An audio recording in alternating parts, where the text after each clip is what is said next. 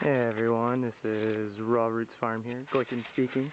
I figured we would partake in the 21st century shenanigans and do a video edit for the Facebook page and the website. So, I just wanted to take everybody on a tour of what's been going on about, let's see, it's July 8th, 2013, and we've been actively running the farm since about June 20th, so that's around 18 days, just shy of just over half a month, and we've gotten a lot done. So I'm going to show you all what to expect in terms of food and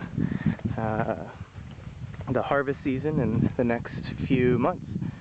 So we have the hoop house that unfortunately got knocked over in a 70-mile-an-hour windstorm, which is a kind of a bummer, but I'm going to fix that this coming week. We've got our seedling house, the one hoop house that is operational with its roll-up sides, though they are not crank-based, they are manual labor-based, aka lifting them up each one. We've got our seedlings, we've got some sunflowers, and we've got some tomatoes, and we've got some chard and kale, and these are all kales that haven't come up yet, and some tomatillos and some really sad looking tomatoes that probably won't make it. Lauren's herb collection here, we got a bunch of little baby herbs. The reason we have the netting on them is because the birds are pretty wild and rowdy. This is our broccoli and Brussels sprout and hybrid broccoli Brussels sprout area. So the reason those are all in starts is because they're going to be put in about a month. We can't start them out in the field, it's just too hot and sunny, so the seedling and the soil's too warm, so we keep them in there, cool them down with water, and keep them happy. We've got our cucumbers here running down the row, little cucumber trellis, and then about halfway down they turn into beans, pole beans, and then these two rows, the one that's covered and the one that's not, are soybeans on the right and bush beans on the left. And the reason they're covered is because they're still sprouting and the birds would love to eat them. Same with this row right here. We have some beans in there, and that's carrots and parsnips, and they are seedlings as well. And then we turn into the Squashville. Basically all these rows that you see that don't have covers on them that are straw are squash.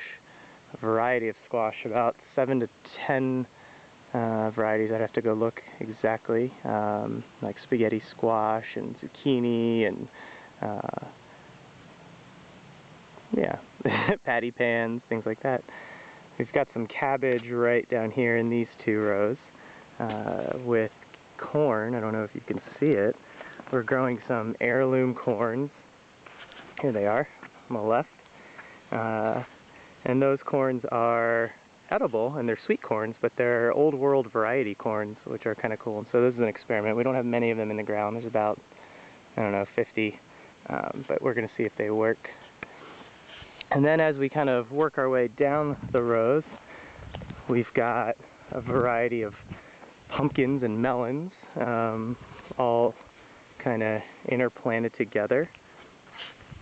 And we have some baby sunflowers at the end of each row, protected with some wire from the birds to help attract the bees when everything is flowering and blooming. And then these are 3 rows that, looks like we have a leak, but 3 rows that are ready to go and just waiting for plants. That row right there, right here, is half planted with some squash. It's pretty cool.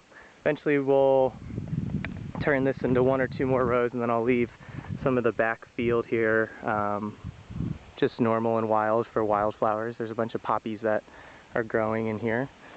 And then these rows, which are getting set up to be made, they just need to be tilled and shaped. I've got the trenches going, or the, what do you call it, the section that helps to raise the beds up for water retention and space. We'll probably put some potatoes in here for the fall, harvest in November, October, right before the first frost. Kind of cool. And our woofer, who was here this week, Lisa, made these clever, colorful little manifold covers. So this is our irrigation under here, and has ports that allow each field to be irrigated. And we have 9 of those. So we have 9 zones, and you can see off back that way, there's one zone. That's zone 1. This is zone 2, that's being farmed. Zone 3 is the hoop houses with that section I just showed you that will have potatoes. And then finally, we got zone 4 and 5 out here on this back left field. We will get to that probably in another 2 to 3 years, but it's set up ready to go. Then we have 6, 7, 8 back here, basically in the wetland area, and I think we'll be putting raspberries and blueberries and all kinds of plants that like wet soil.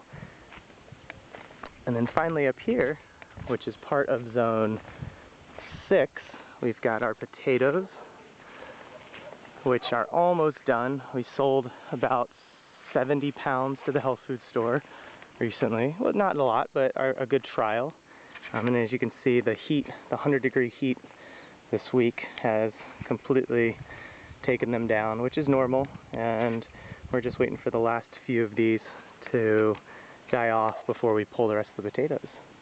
And then if you see behind the potatoes, let's cross the rows here. I'm not stepping on the rows. We've got our apple trees, our cherry tree, some more apple trees up ahead. Lots and lots of apple trees. And then just below the apple trees we have some pomegranate trees. There are these little bushes right here that one day will be amazing, large, delicious pomegranates. They're all different varieties too. We have one little one down here that almost died this summer, but it bounced back somehow miraculously through love and care. And then we've got a fig tree, and we're going to expand in our fig selection. This is a Desert King, and it is loving this heat. It is just cranking. It was nothing up until a couple weeks ago. And we've had one death, the almond tree, which is right here, which is a shame, but we will replace that next year. And then the future farm, the Raw Roots Winery, will potentially be past the solar panels there and all on the left, which is really nice black loamy soil. So we'll see, all the way up to that dead tree kind of right there.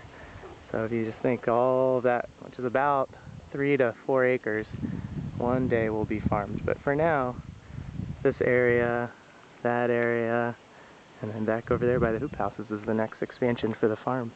So as you can see, in 18 days, we've done a lot. We have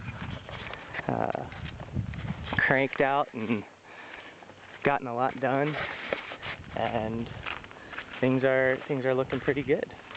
So you probably can't see it because the sunset. So all in all, things are looking up, and hopefully we will have a bunch of squash and carrots and pumpkins and you name it, we'll have it for fall harvest, which will be our first main season, which will be pretty exciting. So thanks for taking the time, and till the next video.